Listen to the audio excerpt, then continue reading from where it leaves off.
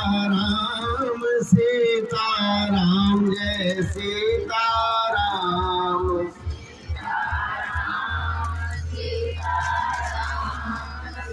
कपड़ा से बोला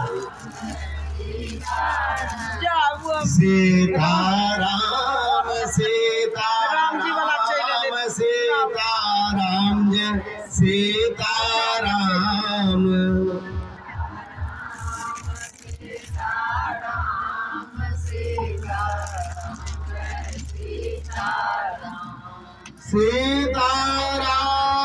सीताराम सीताराम जय सीताराम। सीताराम सीताराम सीताराम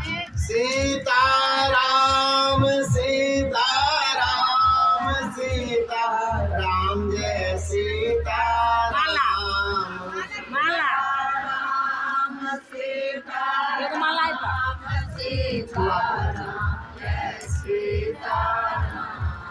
सीताराम सीताराम सीताराम जय सीताराम।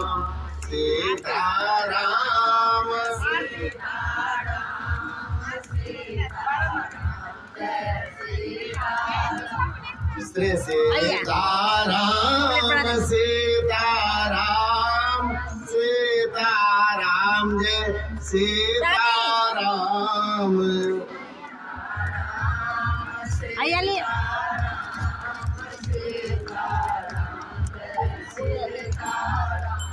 श्री सीताराम सीताराम सीताराम सीताराम।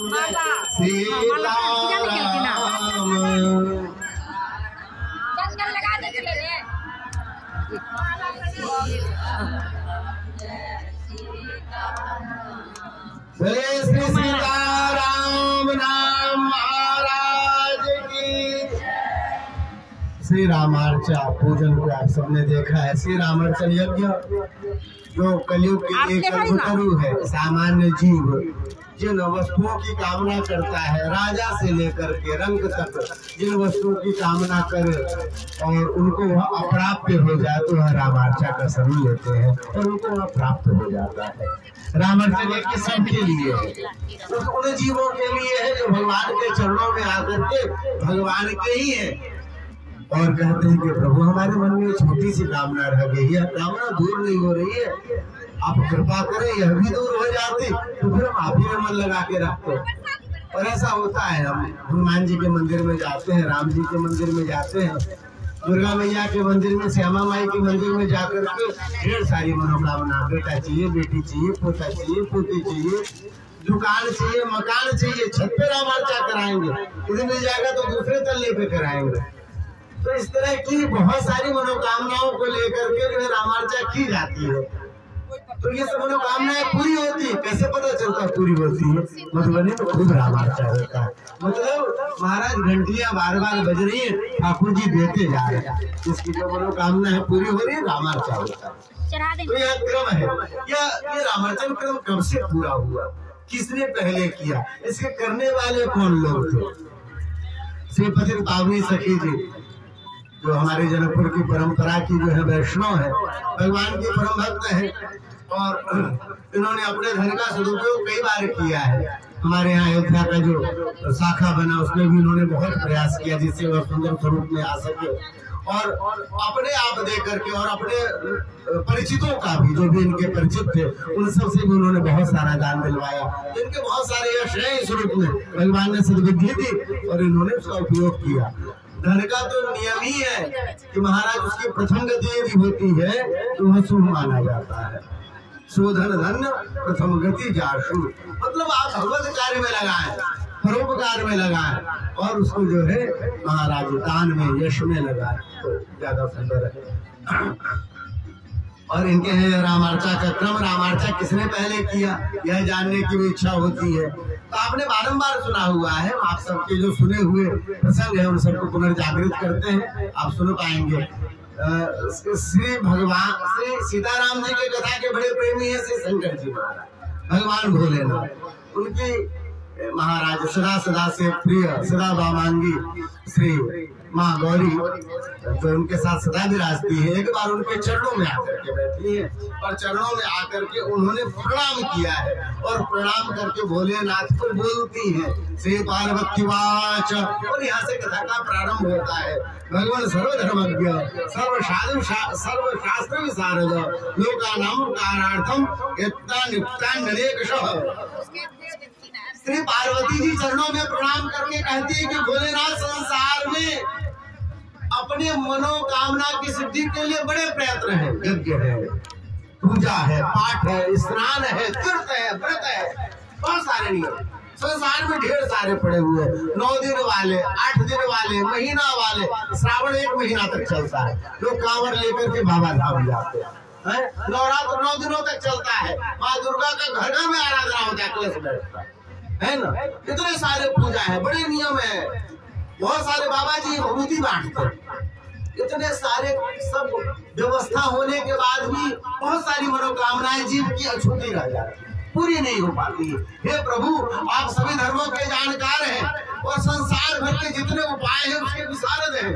आपके ही चरणों से तो उपाय निकल के जाते हैं भोलेनाथ। कोई ऐसा पूजन बताइए जिससे सामान्य से सामान्य जीवों की भी मनोकामना निश्चित रूप से सिद्ध हो जाए। जब ही ऐसा कहा भोलेनाथ मुस्कुराए। गोस्वामी जी का बड़ा सुंदर दोहा है। बंदऊ पद धरि धरणी सिरु विनय करऊ कर जोरी मरणौ रघुबर विमल जसु श्रुति सिद्धांत निचोरी। जो सुना उन्होंने शिव जी बड़े प्रसन्न हो गए हैं। अब जब देखा प्रसन्न है तो और एक चौपाई बोल रही है। अति आरती पूछो सुरराया रघुपति कथा कहूं करिदाया। अरे मतलब ये है कि आपको यदि भूख भी लगी हो और बहुत जोर की लगी हो और आपको भगवान के मंदिर का सुंदर प्रसाद भोग वाला मिल जाए, इसको कहते हैं सोने में सुगंध हो जाना। यानी आप उपाय भी बता रहे हैं, पर उपाय भी सीताराम जी से संबंधित बता रहे हैं कि आपकी अनन्यता भी भंग नहीं होगी और आपकी सामग्री भी आपको मिल जाए। ऐसी उपाय आप बतलाइए। भगवान राम जी का चरित्र सुनना चाहते हैं और उपाय भी चाहिए, दोनों एक साथ चाहिए। भगवान भोलेनाथ प्रसन्न हुए हैं और कहते हैं देवी तुम धन्य हो, कृतज्ञ हो। क्यों? क्योंकि तुमने ऐसा प्रश्न पूछा। किसके लिए? अपने लिए नहीं, संसार भर के लोगों के लिए, जिनके जीवन में दुख है, जिसके जीवन में एक मनोकामना है जो बड़े दिनों से जो बची पड़ी है। यदि ये हो गया होता ना तो अच्छा होता, बस यही रह गया। तो ऐसी मनोकामनाएं यदि हैं तो देवी हमारे पास उपाय है। जबकि देवी बहुत सारे प्रयत्न है, पर हम आपको ज्यादा समय नहीं लेंगे। केवल आपको एक ऐसा प्रयत्न बताते हैं, करने की भी जरूरत नहीं है, केवल आप स्मरण कर लो, मन में स्मरण कर लो। हे प्रभु, यदि हमारा एक काम बन जाएगा ना तो हम रामार्चा करेंगे।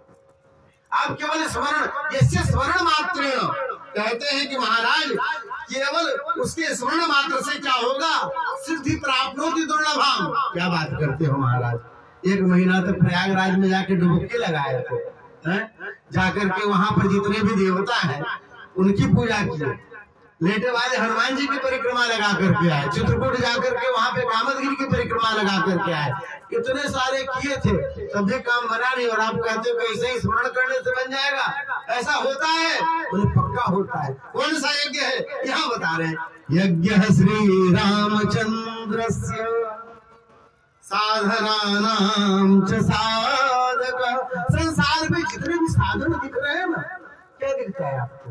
पहाड़ दिखते हैं, झरने दिखते हैं, मकान दिखता है, शहर दिखते हैं, धन दिखता है, संपत्ति दिखती है, आनंद दिखता है। इन सबको जो बनाने वाले हैं ना परमात्मा, उसको कोई निर्मित करने वाला होगा ना, उसके निर्माण में सहायक पूजा हुई होगी। कौन सी पूजा है? श्री रामचंद्र महायज्ञ की। रामचंद्र महायज्ञ महाराज 1 दिन का पूजा 12 बजे शुरू किए थे, 6-7 बजे बैठ के कथा कर रहे हैं। और इस पूजा का ऐसा महत्व कि जीवन की जैसी कामनाएं पूरी हो जाएंगी। इतने बड़े बड़े यज्ञ से जो पूरा नहीं था, छोटे यज्ञ से। तब उन्होंने कहा इस यज्ञ का महत्व जानती हो देवी? ब्रह्मास्यति यज्ञेन श्री ब्रह्मा जी जो इस पूरे संसार को बनाते हैं, एक घर को बनाते हैं तो साल भर तक तो महाराज ठेकेदार लगा देता है, फिर भी पूरा नहीं करता रहता है। और जो संसार बनाता होगा उसको कितनी मेहनत पड़ती होगी, जो ब्रह्मांड बनाता होगा उसको कितनी मेहनत पड़ती होगी। महाराज ब्रह्मा जी बिना मेहनत के बना लेते हैं, किसकी कृपा से? इस रामाचल यज्ञ की कृपा से। हम लोग कथा सुनेंगे, भगवान शिव पूरे संसार को डिस्ट्रॉय कर लेते हैं, समाप्त। जेबी से लेके भी आएगा तो उसको भी कुछ समय लगेगा, और बोले बाबा चाहते और कहते उनके चाहने मात्र प्रलय आता है, सब समाप्त मटिया में। किसकी कृपा से कर पाते हैं? रामाचल यज्ञ की कृपा से। कौन कह रहे हैं? भगवान भोलेनाथ कह रहे देवी मैं स्वयं ऐसा कर पाता हूँ, मैं शक्तिशाली किसकी कृपा से हूँ? रामाचल की कृपा से। अब तो सुनी तो धन्य हो गई, इस कृपा से क्या प्राप्त हो सकता है? बोले बाबा कहते कुछ भी। राज्य गया हो तो राज्य लौट करके चला है, धन गया हो तो धन लौट करके चला गया है, चला आएगा। स्वास्थ्य चला गया हो, बड़े रोगी है, डॉक्टर कहता है कि कुछ नहीं हो सकता, महाराज रामार्चा करो, स्वास्थ्य लौट करके आएगा। आपका आपकी जो श्रद्धा होती है वह फलवती होती है।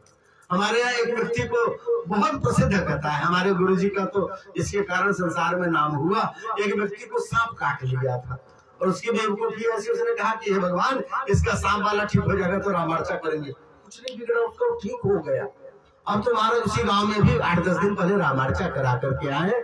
बातें पहले थी भूल गए थे, फिर उन लोगों ने बताया कि महाराज यहाँ हर घर में रामार्चा हो चुका है, आपके बहुत सारे गुरु भाई मिलेंगे यहाँ पर। ऐसा और सांप काट ले, आप प्रयोग मत करना, पता नहीं आपकी श्रद्धा उतनी वैसी हो कि न हो, जैसा वैसा था। लेकिन ऐसा भी हुआ है, अपने जो है चौराहे में भाई हैं जिनको खाने की दिक्कत थी, उनको महाराज जी ने कहा कि रामार्चा कराओ। बोले खाने का समस्या है, रामार्चा कहाँ से कराएंगे? उनके पास जो भी 2-4 रुपए थे उससे लड्डू बनवाया, रामार्चा किया। 60-70 साल होने को आए हैं, धन की कमी नहीं रही है, धन बढ़ता चला। ये रामार्चन का प्रभाव है। जीवन में जिस प्रकार के भी किसी प्रकार की भी मनोकामना है, किसी प्रकार का दुख है, यह रामार्चा पूर्ण करती है। रामार्चन का ऐसा प्रभाव है। महाराज इस रामार्चा को किया किसने पहले? यहाँ पर एक बड़ा सुंदर प्रसंग आता है कि ब्रह्मा जी जब भगवान के नाभिकमल से प्रकट हुए, चिंतित हुए हैं, उसी समय क्या हुआ कि आकाशवाणी हुई, ब्रह्मा जी आप सृजन करें, आप सृष्टि कीजिए। कैसा? अर्थजा वृत्ति संकुला, अर्थजा और वृत्ति संकुला सृष्टि करें। अरे कैसे करें महाराज? एक रोटी भी बनाना हो तो कटौती चाहिएगा, तावा चाहिएगा, आटा चाहिएगा, पानी चाहिएगा, तब तो रोटी बने। संसार कैसे बन जाएगा ऐसे बिना किसी सामग्री के? अब चिंता जब हुई तो कहते हैं कि हे प्रभु हम समझ नहीं पा रहे हैं ना, नाभि कमल में कमल के ऊपर बैठे, चारों तरफ पानी है, जिसकी आवाज मैंने सुनी उनका दर्शन करना चाहता हूँ। भगवान भी हमारे बड़े ठाकुर जी बड़े प्रेमी अपने भक्तों के, जब ऐसा मन में आया भगवान प्रकट हो गए। जब प्रकट हुए ठाकुर जी, जो देखा सामने तो चकित रह गए। नील सरोवर नीलमणि नील नीरधर श्याम। अरे प्रभु आप ये चतुर्भुज स्वरूप, दिव्य स्वरूप, ये क्या है? बोले आप सुनना चाहते थे, मुझे देखना चाहते थे। सुनो महाराज, आप चिंतित हो ना, हम ये कैसे करें सृष्टि? रामार्चन यज्ञ करो। कैसे करेंगे? भगवान विष्णु ने अपने मुख से बताया है। महाराज एक सुंदर सा स्थान देख करके उसको गोबर से लीप करके और उसमें रामार्चा करनी चाहिए। तो क्या रामार्चन का यही नियम है? बोले नहीं, रामार्चन का पहला नियम है कि महाराज जब आपके हृदय में हो कि भाई हमको रामार्चन करना है, तो सबसे पहले अपने जो सदगुरु हो, जो संत हैं, उनके चरणों में जाकर के कहना चाहिए, हे वैष्णव, हे संत, हमारे हृदय में रामार्चन का प्रस्ताव आया है, हमारे मन में है कि करें। अब कैसे होगा? हमें आशीर्वाद दीजिए कि हमारे घर पे रामार्चा हो जाए। यदि हमारे यहाँ रामार्चा होगा प्रभु तो आप जरूर आना। अपने आसपास के जितने वैष्णव उनको निमंत्रित कीजिए। सुंदर किसी ज्योतिषी से जाकर के समय निकलवाएं। यदि मान लीजिए अनुकूलता पड़े, प्रतिकूलता पड़े, अच्छा समय देख करके कभी कर लो। यहाँ पे यह कहा गया है कि आपका रामार्चा हो जाए, वही सबसे शुभ समय, सबसे शुभ समय। बहुत लोग हैं महाराज जो कई बार जो है तो उनके दादा परदादा किए रहते हैं मनौती, और उनके पोते के समय में जाके किसी तरफ पूरा होता है। आपके यहाँ सहज रूप से हो जा रहा है, आपको लगता हो कि ऐसे ही हो जा रहा है, नहीं हो पाता महाराज। नहीं हो पाता, बड़ी कृपा होती है। विष्णु भगवान ने कहा कि ऐसे आप ज्योतिषी से दिन विचार लें, अच्छा शुभ दिन देख करके और सुंदर मंडप आदि बना करके, फल से युक्त यदि केले का पेड़ मिले, न मिले तो केले का पेड़ मिले। अयोध्या जी में तो पत्ता बांध के कराते हैं, चित्रकूट में वहां केले का पेड़ जल्दी नहीं मिलता, फल वाले की तो बात ही अलग है, तो महाराज वहां पत्ता बांध के करा लेते हैं। लेकिन यदि मिल जाए तो इस तरह से पीलास्तरण बिछा करके 21 कोष्ठक का यंत्र बना करके और प्रथम आवरण द्वितीय आवरण करके 4 आवरणों में पूजन होता है। देखो ब्रह्मा जी प्रथम आवरण में गौरी जी से पूजा शुरू होता है, और जगह गणेश जी से पूजा शुरू होती है, गौरी जी से समाप्त होता है शंकर भगवान का। द्वितीय आवरण में श्री अयोध्या जी से पूजन शुरू होता है और भगवान के 8 मंत्रियों में पूरा होता है। तृतीय आवरण में दशरथ जी से पूजन शुरू होता है और हनुमान जी में पूरा होता है। और चतुर्थ आवरण में भगवान सीताराम जी को शुभ पूजन भाव से रच रच के करना चाहिए, और उसके बाद दिव्य कथा सुननी चाहिए, और उसके बाद कथा सुन करके 56 भोग लगा करके हनुमान जी को प्रसाद पवा करके, और सुनो खुद मत पाना, बांट के पाना, रामार्चा का प्रसाद को बांट के पाना चाहिए, यही नियम है। इसकी भी एक कथा है जो हम लोग अंतिम में सुन लेंगे। इस तरह से जब आप रामार्चा करेंगे तो आपका कार्य सिद्ध होगा। और ब्रह्मा जी ये पहली बार नहीं कि आप रामार्चा करें, आप भूल गए, पिछले जन्म में मंदाकिनी के तट पर दिव्य रामार्चा हुई थी, आपने प्रसाद पाया था, उस रामार्चन के प्रसाद का फल है कि जन्म में ब्रह्मा बने हो। बोले रामार्चन महायज्ञ की। इस तरह से भगवान ने दिव्य रामार्चा की विधि बतलाई और ब्रह्मा जी ने रामार्चन यज्ञ किया, और उस यज्ञ के प्रभाव से महाराज कहते हैं कितने सारे मनु, कितने सारे जो है सो यह युग बार बार समाप्त हो जाते हैं। और उसके बाद ब्रह्मा जी का एक फलक झपकता है, ब्रह्मा जी जब सोते हैं तो प्रलय हो जाता है। इसके बाद ब्रह्मा जी की 100 साल आयु रहती है और निरंतर वो जो है सृष्टि करते रहते हैं। इतने सृष्टि का जो है उनको प्रभाव, इतने सृष्टि करने का जो है उनको ताकत कहाँ से आया? रामार्चन यज्ञ से आया। यह रामार्चन यज्ञ की महिमा है। अभी यहाँ पर बड़ी प्रसन्न हुई, एक अध्याय पूरा हुआ। दूसरे अध्याय में पार्वती जी पूछती है किसने किसने रामार्चन किया महाराज। इससे पहले एक बड़ी सुंदर कथा आती है। यह कथा कहाँ की है? बोले महाराज मथुरा की कथा है। वहां पर एक पृथुक नाम के ब्राह्मण थे, ध्यान से सुनिएगा नहीं कथा निकल जाएगी। पृथुक नाम के ब्राह्मण थे, बड़े विद्वान ब्राह्मण, सब कुछ जानने वाले। पर जीवन में महाराज कभी कभी होता है आपके पास बहुत धन हो और फिर क्या होता है, फिर भी कष्ट आ जाता है। आपके पास बड़ा सुंदर स्वास्थ्य हो फिर भी कष्ट आ जाता है। आपके पास सब कुछ हो फिर भी आप कष्ट में पड़ते हैं। लालू यादव दोनों किडनी बदला के आए, इनके पास क्या नहीं, वो तो कुछ भी खा सकते थे, चारा तक खा गए तो भी उनको नहीं बना, फिर भी उनको किडनी बदलानी। तो यह होता संसार में दुख कब आ जाए कौन नहीं जानता, किसकी क्या स्थिति हो जाए। पृथुक बड़े प्रसिद्ध ब्राह्मण थे, बड़े विद्वान थे, संसार में नाम था। महारोग हो गया, उस रोग के प्रभाव से उनको जो है ऐसी स्थिति हो गई कि लोग उनके पास आना बंद कर दिए। शरीर से गंध आया, शरीर जलने लग गया, परिवार वाले नफरत करते थे। महाराज जो बड़ा धनी, बहुत संसार में लोकप्रिय हो चुका हो, उसको अकेले नहीं रहा जाता। बेचारे बड़े दुखी हो गए। सोचिए यह शरीर समाप्त हो जाता, मर जाते तो अच्छा था, पर यदि आत्महत्या करेंगे तो बड़ा पाप लगेगा, प्रेत बन के घूमना पड़ेगा। ऐसा करते हैं कि वन में चले जाते हैं, कोई शेर भालू झपट के खा जाएगा तो मुझे आत्महत्या का पाप भी नहीं लगेगा, शरीर भी चला जाएगा। वन में गए मरने के लिए, पर महाराज कब पुण्य जग जाए कोई जानता नहीं, इसलिए पुण्य करते रहो। प्यासे को जलदान कीजिए, सूर्य को जलदान कीजिए, गंगा जी नहाइए, पूर्णिमा अमावस्या को अपने घर में यदि ये चाहे तो नियम से नहाए तो आपको पूर्णिमा अमावस्या के स्नान का फल मिलता है। पुण्य कभी नहीं समाप्त करना चाहिए, उसका कब फल प्रकट हो जाए कोई नहीं जानता। मरने के लिए ब्राह्मण गए थे और वहां पर अचानक संत के दर्शन हो गए। हमारे यहाँ संत कहा करते हैं, जब द्रवहि दीन दयालु राघव साधु संगति पाई। जब भगवान किसी जीव पर द्रवित होते हैं, जब हमारे अलावा इसका कोई है नहीं, कोई कुछ कर नहीं सकता, तो ठाकुर संत को भेज देते। ऐसा आता है। और कहते हैं उनके पास एक संत आए हैं। जब भी संत को देखा महाराज जितना हृदय में बंधा पड़ा था सब आंसू आंखों के रास्ते निकला है, पैर पकड़ के रोने लग गए। अरे महाराज, अरे ब्राह्मण देवता क्यों रो रहे हो, क्या हो गया? महाराज मुझे महारोग हो गया है, मैं बड़ा दुखी हूँ, मेरे इस रोग का कोई उपचार नहीं। मैंने सब कर लिया, सब डॉक्टर दिखा लिए, सब अनुष्ठान कर लिया, तुलादान कर लिया। आपके जीवन के भयानक कष्ट हो, एक तरफ तुला के आप स्वयं बैठे, दूसरी तरफ सामग्री रखे, और यदि बराबर तौल करके उस सामग्री को गाय को खिला देते हैं, वह समस्या आपकी कम होने लग जाती है। खूब प्रयोग है ऐसा। मैंने सब कर लिया महाराज, मेरा दुख कम नहीं हो रहा है, मैं मरने के लिए आया हूँ, अब मेरा कोई उपाय नहीं। ऋषि कहते हैं एक बार जी के देखो, जाओ घर रामार्चा यज्ञ करना। कौन यज्ञ? अरे मैंने बड़े बड़े यज्ञ किए महाराज, रामार्चन यज्ञ मुझे मालूम है, मैंने किया नहीं है, एक दिन का होता है, सामग्री जुटाई जाती, कर लेते हैं। अरे मैंने 9 दिन वाले, 1 महीना वाले बड़े बड़े पंडितों को बैठा करके जब कराया, सब करा लिया महाराज, कुछ नहीं हुआ। एक यज्ञ से क्या होगा? बोले मेरे जीवन में हुआ है तो मैं कैसे न मानूं।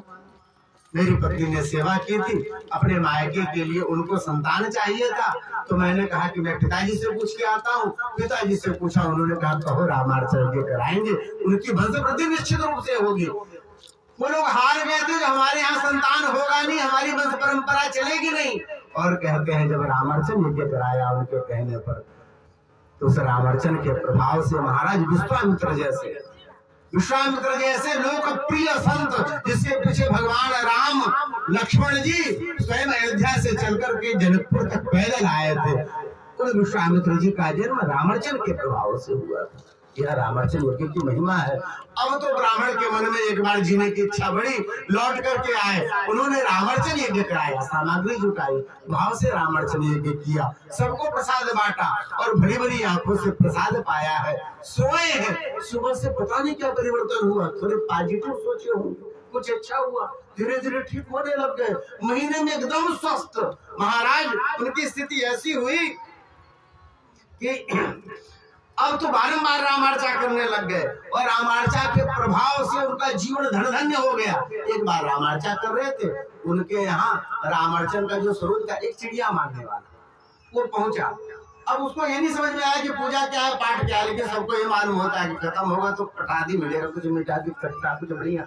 वो रुक गया, और रामार्चन का प्रसाद जब मिला तो खा करके वहां से चलता बना, प्रवृत्ति नष्ट तो हुई नहीं। वो दोबारा गया जंगल में चिड़िया मारने के लिए, चिड़िया तो क्या मारता, उसको एक जीव ने मार दिया। एक जानवर के द्वारा जब वह मारा गया है, अचानक बड़े बड़े यमदूत आए और उसको पकड़ करके यमलोक में ले जाने वाले थे। तब तक भगवान के राम पार्षद आए, भगवान के पार्षद आए, और उन्होंने कहा भैया इनको लेकर के आप नहीं जा सकते। अरे कैसे नहीं जा सकते, इसने जीवन में पाप ही पाप किया, कभी सत्संग नहीं किया, कभी मंदिर में दर्शन नहीं किया, कभी भगवान का नाम नहीं लिया, एक बार भी जिह्वा से ऐसा होता है। सुनवा भगवान नाम जिह्वा सुबह बढ़ती नहीं। संत कहते हैं भगवान का नाम सुलभ है, सीताराम, ऐसे आसानी से लेंगे, और जिह्वा भी आपके बस में है, दूसरे के कहने से नहीं चलता। ऐसा नहीं कि जियो वाला वहां से जब लॉक खोलेगा तभी आपका जिह्वा चलेगा, तब मोबाइल चलेगा लेकिन जिह्वा हाथों में चलता है। उसके बाद भी भगवान नाम व्यक्ति ले नहीं पाता, दुनिया भर की बात करेगा, और आप दिन भर का हिसाब लगाए भगवान नाम नहीं निकलता। इस पापी ने कभी भगवान नाम नहीं लिया, ये तो नरक में ही जाएगा। राम पार्षद कहते हैं भगवान के पार्षद कि ये नरक में नहीं जाएगा, ये ऋषि लोग जाए, पितृलोक जाए, स्वर्गलोक जाए, कहीं जाए, और ये नरक में नहीं जाएगा। बोले क्यों? बोले एक बार इसने रामार्चन का प्रसाद खाया। बोले रामार्चन महायज्ञ की। अब तो घबराई, हम तो लौट करके गए महाराज यमराज के पास। ये क्या हुआ महाराज? छुड़ा लिया उसे, फिर जैसे अजामिल को छुड़ाया था। क्या किया था उसने? बोले रामार्चन का प्रसाद खाया था। अरे रे, फिर तो भाग्यवान हो तुमने ऐसे व्यक्ति का दर्शन किया जिसके मुख में भगवान का प्रसाद गया है।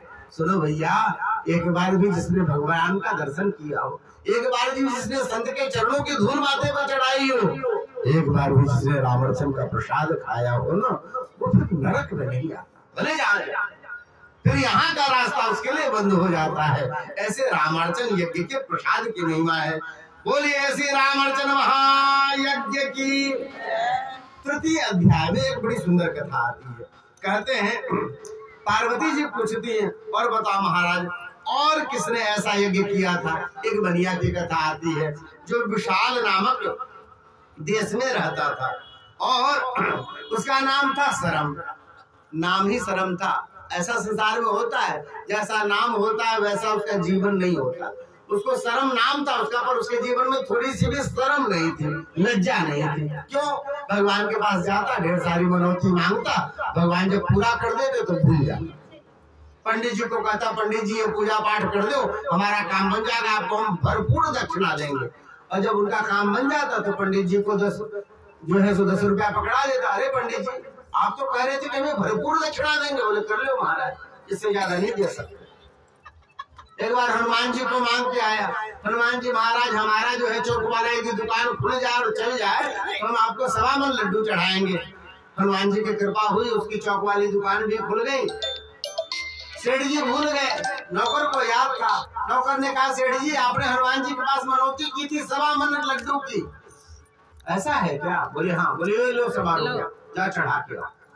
बोले आपने 1.25 मन लड्डू? अरे भैया 1.25 रुपया दिया, इसका लड्डू खरीद लेना।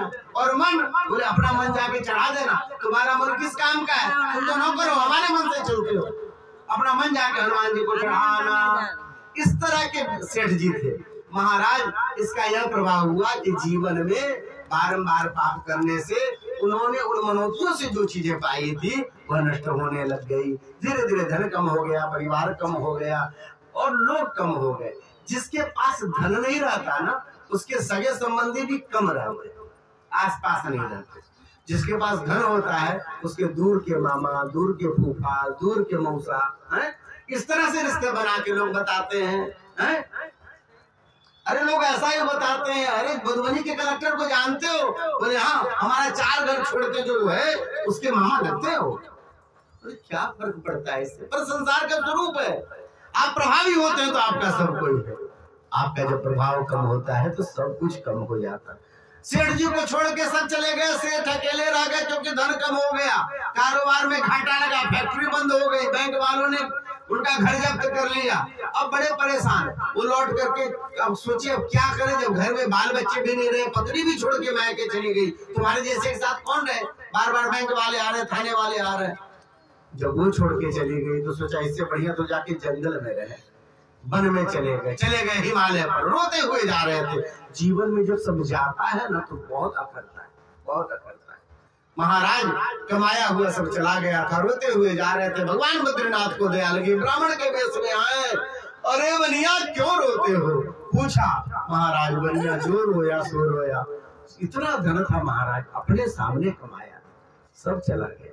हम एक बार भागवत करने गए थे, एक ब्राह्मण शरीर था और दरभंगा के थे। वो जब चढ़े मंच पर तो महाराज जब चढ़े तो लड़खा रहा था पैर, मालूम चला पिए हुए। अरे कैसा आदमी है, मूर्ख है, इसको कौन दे दिया चढ़ने के लिए? फिर उनको उतारा गया। उन्होंने कहा महाराज बड़े धनवान व्यक्ति थे, 80 ट्रक इनका चला करता था। ट्रकों में जो है उन्होंने जो उनके साथ एक क्लीनर रहते, क्लीनर के रूप में काम करना शुरू किया, ड्राइवर बने, ट्रक खरीदा, एक ट्रक से 70 ट्रक बनाया। और उसके बाद फिर जैसा चाहा वैसा, भगवान का दिया धन था, सदुपयोग नहीं किया।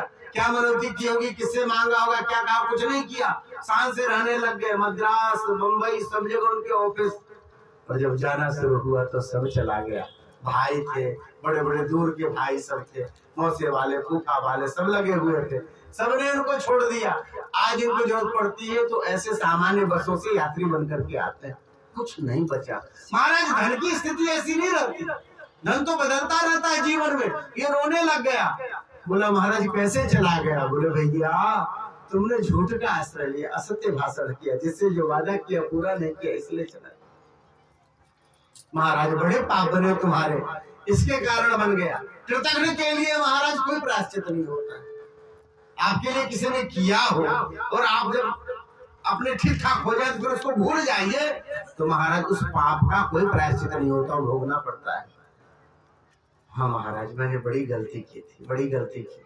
मैंने भगवान को, हनुमान जी को कई बार मनाया, ब्राह्मणों को मनाया, और सबको कहा कि काम बन जाए तो उनको भूल जाता है, इसी का फल है। महाराज ये नष्ट नहीं हो सकता। बोले एक उपाय है, तुम कर पाओगे? बोले हाँ। बोले जहाँ तुम रहते थे ना वहां जाओ, रामार्चन यज्ञ करो और प्रायश्चित करना। हे रामार्चन जी, हम आपके चरणों में पड़े हैं, हमारा गया हुआ लौटा है, ऐसा यदि मानोगे, हृदय से करोगे तो हो जाएगा। बड़ा आश्चर्यचकित हुआ, ऐसा हो सकता है? चरणों में पकड़ लिया, आप सामान्य नहीं हो सकते, इस बर्फ में कहाँ ब्राह्मण मिलेगा? भगवान प्रकट हुए हैं और उन्होंने कहा मैंने ही तुम्हारा उपाय बतलाया है। क्यों? आपको कैसे मालूम है? बोले मैं भगवान विष्णु हूँ बद्रीनाथ। मुझे एक बार मधुकैटभ नामक दैत्य ने परेशान किया, उनसे बचने के लिए जो उपाय ढूंढ रहा था तो मैंने रामार्चन यज्ञ किया है। बच नहीं पा रहा था, बच गए। इस रामार्चन का प्रभाव मैं जानता हूँ, इसलिए मैंने तुमको बताया। सरम नामक वैसे लौट करके गया है और महाराज परचून की दुकान से आटा लिया होगा, बेसन लिया होगा, लड्डू बनवाए होंगे शुद्ध घी की, और रामार्चन यज्ञ किया बड़े भाव से। जब आदमी अंदर से बहुत हिला हुआ रहता है ना, तो आंखों के रास्ते भगवान के चरणों में आता है भाव भरे। बहुत भाव से रामार्चन किया, सबको प्रसाद बांट करके पाया। सुबह में उनके फोन बजने लग गए, लोग मिलने आने लग गए। अरे सेठ जी तुम कहाँ चले गए थे? साल भर से दिख नहीं रहे थे। तुम धंधा करते थे तो हमारा भी सामान बिकता था। एक काम करो, तुम धंधा करो, फिर से हम सपोर्ट करेंगे आपको। कमा करके बना करके पैसा देना, बेच करके पैसे देना। पुराना काम किया हुआ व्यक्ति था, फिर से उसको सब लोग देने लग गए सामान, डिस्ट्रीब्यूटर सब देने लग गए। उसने बेचना शुरू किया। पुराना बनाया हुआ आदमी महाराज धीरे धीरे धीरे धीरे जो मकान था वह छूट गया, दुकान थी वह छूट गई, फैक्ट्री वापस आ गई, सब वापस आ गया, घर परिवार वाले भी वापस आ गए, जो धन था। पत्नी जो मायके गई थी वो वापस आ गई, वो वापस आ गई। बोली कैसे आ गई? बोली जी आपके बिना मन नहीं लग रहा। अच्छा जी, संसार में ऐसा होता है। एक की पत्नी गई हुई थी मायके, थोड़ा सा चुटकुला है, मायके गई हुई थी, लौट करके आई 15 दिनों में। पत्नी को सामने देख करके पति ने देखा एकांत है, तो धीरे से पूछा हे भगवान तुम मायके गई थी, वहाँ भतीजा भाई सब मिले होंगे, भौजाई मिली होगी, इतने लोगों में व्यस्त रहती होगी, तो तुम्हें हमारी याद तो आती नहीं होगी। कभी ऐसा भी समय आया है जब तुम्हें हमारी याद आई हो? बोले हाँ जी बड़ी याद आई थी आप। पति बड़ा प्रसन्न हुआ। बोले कब? बोले वहां से लौटे जब बस पर से उतरे और कूली नहीं मिला ना, तो बक्सवा बड़ा भारी था, तब आपकी याद आई। तो यह संसार का स्वरूप है, सब लौट करके आए। यह जो बनिया था उसने जीवन भर यज्ञ किया, रामार्चन का करता रहा। जीवन भर में जो था बहुत धन बहुत यश पा करके जब मरा तो भगवान के सामने की सीट पर गया साकेत में, और वहां भगवान के दर्शन करते हुए उसका पूरा जीवन गया है। ऐसी कथा आती है। बोले भक्तवत्सल भगवान की। एक और सुंदर कथा आती है। वह कथा क्या है कि महाराज आप जो छोटी छोटी सामग्री यहाँ पर लेकर के आए, कोई फूल लेकर के आया, कोई वस्त्र लेकर के आया, कोई बर्तन लेकर के आया और भगवान को चढ़ाते। इन सामग्रियों के चढ़ाने से क्या फल होता है? एक बड़ी सुंदर कथा है। उड़ीसा जो जगह है ना, उड़ीसा में एक ब्राह्मण हुआ। ब्राह्मण कैसा था? तो महाराज पतित ब्राह्मण हो गया। होता है ना कभी कभी अपने दुसंग के कारण आपका जीवन इस तरह से आ जाता है। तो अब ब्राह्मण पतित हो गया, चोरी करता, डकैती डालता, शराब पीता और लोगों को परेशान करता। वैसे आगामी हुआ, लोग परेशान हो गए तो राजा को जाकर के शिकायत करी कि महाराज ये जो ब्राह्मण है इसके कारण हमें बड़ी दिक्कत होती है, रात को निकलने में दिक्कत होती है, कभी छीन लेता है जो सामग्री है, इसको देश निकाला दे दिया जाए। उड़ीसा से उसको देश निकाला दे दिया। वह चला गया गुजरात, मोदी के गुजरात चला गया। वहां गया तो महाराज वहां गया तो सुधरा नहीं। क्यों? मन तो साथ लेके गया, दुष्ट आदमी कहाँ सुधरने वाला। वहां जाके भी चोरी करना, डकैती करना। एक वेश्या के पास जाता था, उस वेश्या को फूल बड़ा पसंद था, तो जगह जगह से फूल तोड़ करके, सुंदर सुंदर फूल तोड़ करके उसको पहुंचाया करे। इसी क्रम में क्या हुआ कि एक बार किसी राजा के उद्यान में उसने फूल बहुत सारा तोड़ा और लेकर के जा रहा था। सुंदर फूल जो सब जगह नहीं मिलते, लेकर के जा रहा था, एक फूल गिर पड़ा, उसे नहीं मालूम और वह चला गया और जाकर के वेश्या को दिया। इधर जो फूल गिरा पड़ा था, एक व्यक्ति रामार्चन करने जा रहा था, उसने देखा अरे बड़ा सुंदर फूल है, अपने ठाकुर जी को चढ़ाएंगे, जब भगवान का ध्यान होगा तो इसी फूल को लेकर के ध्यान करेंगे। वो लेकर के गया, उसी गंगा जल से धोया, रामार्चन में समय अनुसार चढ़ा दिया। बात आई गई हो गई। यह जो ब्राह्मण था, जो चोर था महाराज, एक बार एक के यहाँ डकैती करने के लिए, चोरी करने के लिए गया, जाग हो गई, लोग जग गए, पकड़ा गया, इतना मारा कि वही मर गया। मरा तो नरक में गया। कैसा स्वरूप है। चित्रगुप्त ने फाइल खोला, अरे महाराज ये तो महापापी है। किसी दूसरे वर्ग में रहता तो फिर भी थोड़ा बहुत उसके लिए गुंजाइश थी, क्षमा करते, कुछ करते, कम दंड देते। ये तो ब्राह्मण के शरीर में रह के इसने पाप किया। ब्राह्मण का शरीर वेद पढ़ने के लिए होता है, ब्राह्मण का शरीर जो होता है धर्म करने के लिए होता है। इसने ब्राह्मण के शरीर में अधर्म किया है, इसको खदरांगारक नरक में डालो। ऐसी लाल आग कि जिसमें जले, तड़पे, पूरा शरीर धू करके जले, पर मरेगा नहीं। ऐसे भाव तो कांपने लग गया। ऐसे भयानक नरक में उसको लेकर यमदूत लेकर के चले, सामने एक पुष्पक विमान आकर के खड़ा हो गया। ये क्या है? पुष्पक विमान में बैठा हुआ जो पार्षद था उसने कहा, इसके हाथ का टूटा हुआ फूल एक बार रामार्चन में चढ़ गया है, उसके फलस्वरूप इसको यह पुष्पक विमान प्राप्त हुआ है। 6 महीने के लिए यह पुष्पक विमान में घूमेगा, इसमें सब सुविधा है। उसके बाद आप चाहे तो जैसा दंड दे दे, उसके पुण्य फल स्वरूप उसको यह पुष्पक विमान प्राप्त हुआ। अब यह ब्राह्मण घबराया, मैंने जीवन में कभी मंदिर के मुख नहीं देखे, संत के चरण का धूल कभी माथे पे नहीं लगाया, मैंने कभी पुण्य नहीं किया। अरे मैंने रामार्चन यज्ञ क्या होता कभी देखा नहीं, कब फूल चढ़ गया भाई। अच्छा एक बार बताओ, अनजाने में जो चढ़ गया उसमें पुष्पक विमान मिला। यदि मैं जानते हुए यह पूरा पुष्पक विमान, मन ही की तो बात थी, हमने कौन हाथ से चढ़ाया था। यदि पूरा पुष्पक विमान यदि चढ़ा दो रामार्चन जी को, तो महाराज कलयुग का यह स्वरूप है। मन से किए हुए पाप नहीं लगते व्यक्ति को, पर मन से किया हुआ पुण्य लग जाता है। आप किसी के लिए अच्छा विचार करें तो आपको पुण्य होगा। आप मन ही मन यदि गंगा जी नहा के आए तो आपको पुण्य होगा। आप मन ही मन ठाकुर जी को सुंदर खीर का भोग लगाए तो आपको पुण्य होगा। इसलिए मन ही मन पूरा पुष्पक विमान, मैं यह पुष्पक विमान रामार्चन यज्ञ को समर्पित करता हूँ। ऐसा जब ही कहा महाराज पूरा नर्क पीछे से समाप्त हो गया। कैसे? जैसे नारद जी महाराज जब भगवान को गाली दे चुके तो पीछे मुड़ करके देखते हैं तो न वहां पर राजकुमारी दिख रही है, न वहां पूरा का पूरा नगर दिख रहा है, न राजा दिख रहा है, सब लोप हो गया। वैसे ही पूरा का पूरा नरक लोक लुप्त हो गया और वह भगवत धाम को चला गया। यह रामार्चन यज्ञ की महिमा है। आपने जो छोटे मोटे चीज, अच्छा इसके प्रसाद की क्या महिमा है?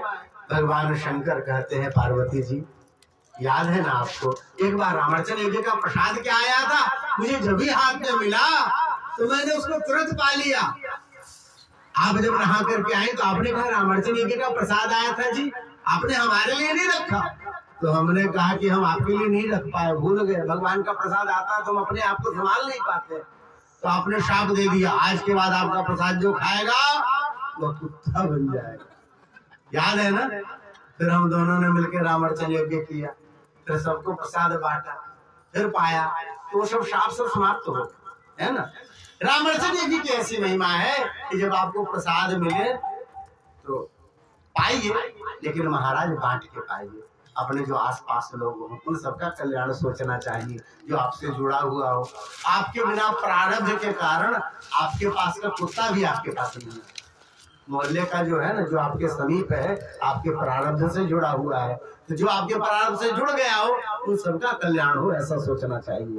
बोले रामार्चन महायज्ञ की, श्री सीताराम नाम भगवान की, श्री सीताराम नाम श्री सीताराम नाम सरकार की। रामार्चन यज्ञ का आपने महत्व सुना। अब आरती होगी, 5 मिनट का क्रम है, बड़े भाव से सब लोग आरती करेंगे, सब प्रसाद लेकर के जाएंगे। हाँ, आगे पीछे आप लोग धक्के